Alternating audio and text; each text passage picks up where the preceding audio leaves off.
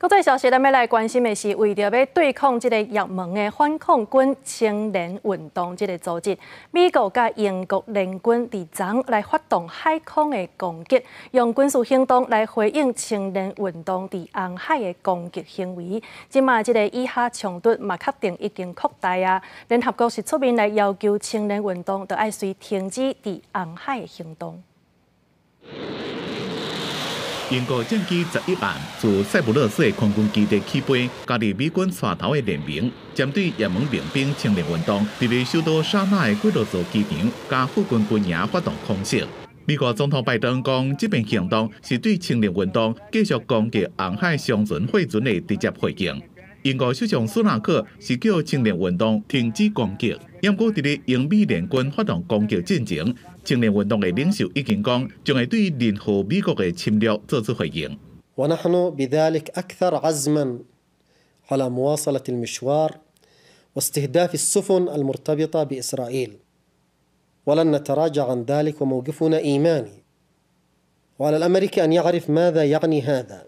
有伊朗伫咧支持的青年运动，自2014年以来，一直甲政府军进行内战。 因讲会攻击红海的船，是为了要保护以色列伫咧加沙的毁灭性陆空攻势。美国五角大楼证实，英美联军进行伫咧红海的联合军事行动，拢有甲青年运动的攻击动来。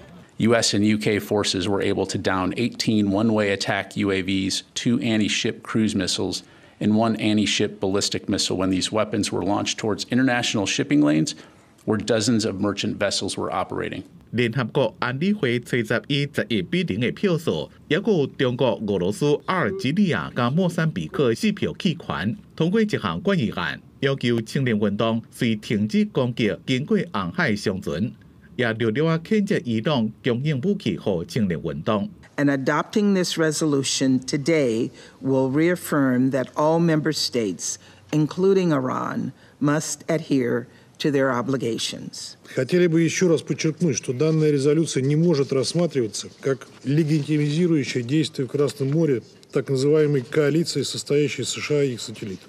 另外，伊朗的海军昨夜伫咧阿曼湾水域，甲一台希腊级的油轮靠来，但是伊朗官方讲，这是一台美国级的油轮。伊朗的武装分子去伫油轮顶，强迫这只船改变航向，驶到伊朗。 北京谴责这件代志，并且呼吁随家船甲船员放出。这件事件也和中东的局势愈来愈紧张。公司新闻陈伟林编辑。